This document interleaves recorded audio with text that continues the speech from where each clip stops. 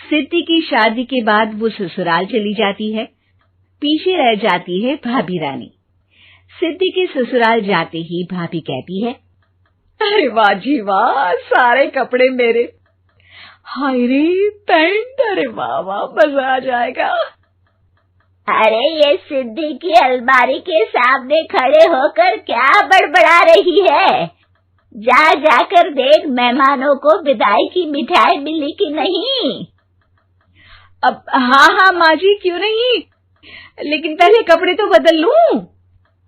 अब रानी आ जाती है सिद्धि के उन कपड़ों में जो वो ससुराल जाने से पहले घर छोड़ जाती है। अरे रानी, कुछ दिन रुक जाती। अरे ये तो सिद्धि बिटिया को मैंने ही दिया था, बड़ा ही फबता था उस पर, तुझ पर तो कुछ खास नहीं लग रहा। अब वो ना मेरे सारे कपड़े गीले थे तो सोचा पहन लूं। वैसे भी सिद्धि को कौन सा भी पुराने आउटडेटेड कपड़ों को पहनना है। वैसे भी ये सूट तो मैंने तभी पहना था, वैसे खास है भी नहीं ये। हाँ ठीक है, लेकिन ना मेरी सिद्धि पर तो जमता था। सारे मेहमान चले जाते हैं और सिद्धि ससुराल से मायके पहली बार आती है। अपना घर, अपना कमरा, अपनी अलमारी। ये बोलकर जैसे ही सिद्धि अलमारी खोलती है तो सामने उसके कपड़ों की जगह कुछ और ही रखा होता है। माँ, जरा कमरे में तो आना। सास और रानी वहां पहुंच जाते हैं। रानी ने पहनी होती है सिद्धि की जींस और टी शर्ट। अरे भाभी, ये क्या? ये तो मेरी बड़ी ही महंगी टी शर्ट है, इसे आपने घर में क्यों पहनी है? अरे बहुत मिलती है दीदी ये चौक की मार्केट में, 150 में।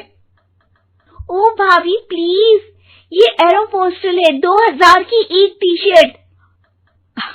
ओहो, 2000 में तो दीदी 4 साड़ी आ जाए। अब क्या बोलूं?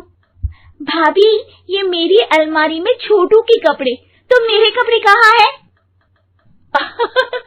मेरी अलमारी में? अब दीदी आपको कौन से पुराने कपड़े पहनने थे? माना भाभी, लेकिन मैं जब घर आती तो यही सब पहनती ना। अरे तुम तो बड़ी कंजूस हो दीदी। खैर, वक्त आता है जब सिद्धि ससुराल के लिए रवाना हो रही होती है।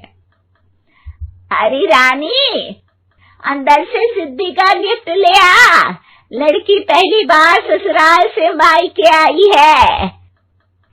रानी अंदर जाती है और एक सिंपल सी साड़ी लेकर बाहर आ जाती है। ये लीजिए माँ जी। सास बेटी को गिफ्ट देकर ससुराल भेजती है। अगले दिन रानी एक सुंदर सी साड़ी पहनकर सामने आती है। अरे रानी, ये तो वो साड़ी है जो मैंने सिद्धि को देने के लिए दी थी जब वो ससुराल ले जाती, लेकिन ये तूने कैसे पहन ली? अरे माँ जी, ये साड़ी तो मुझे बहुत पहले से ही पसंद थी, लेकिन चिंता ना करिए, मैंने सिद्धि के लिए भी अच्छी सी साड़ी दी है। हाँ। तभी सिद्धि का फोन आता है। क्या माँ, कुछ अच्छा तो दिया होता ससुराल ले जाने के लिए। अरे पहले दिखा दिया होता। ये चमकते हुए पैकेट में नौकरानी वाली साड़ी मत दिया करो माँ। अरे बेटे, वो तेरी भाभी ने ना गलती से उससे पैकेट बदल गया। हाँ, मैं कल ही तेरे भाई के हाथ से तेरा वाला पैकेट भेज दूंगी। अरे रहने दो माँ, आई एम श्योर भाभी ने अभी वही साड़ी पहनी होगी जो तुमने मेरे लिए रखी थी। तुम तो समझ नहीं पाई उनको। खैर छोड़ो, मैं ज्यादा बोलती अच्छी नहीं लगती, रहने दो, आपको उन्हीं के साथ रहना है, फिर बात करेंगे। सास को रानी पर गुस्सा आ जाता है। वो उसके कमरे में जाती है जहाँ वो शादी का एल्बम देख रही होती है।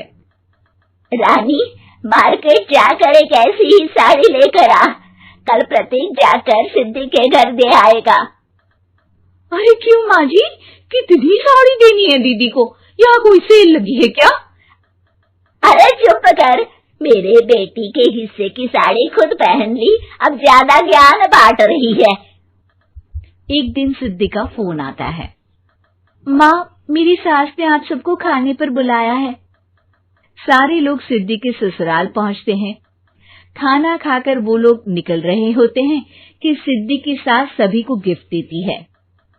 अरे बहन जी, बेटी के घर का खाना खा लिया, यही बहुत है, जो आप ऊपर से गिफ्ट भी दे रही है। अरे बहन जी, आप भी कहाँ इन बातों पर विश्वास कर रही है।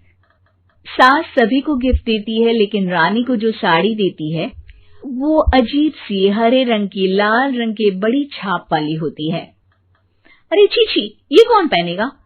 सासू माँ को तो जरी वाली इतनी सुंदर, और मेरे लिए ये नौकरानी वाली। अरे भाभी, दरअसल मैं जब भी घर आती थी आप वापसी में ऐसी ही साड़ी देती थी ना, तो माँ ने सोचा कि आपको आपकी पसंद की ही साड़ी क्यों न दी जाए। बेचारी रानी, बोलती भी तो क्या।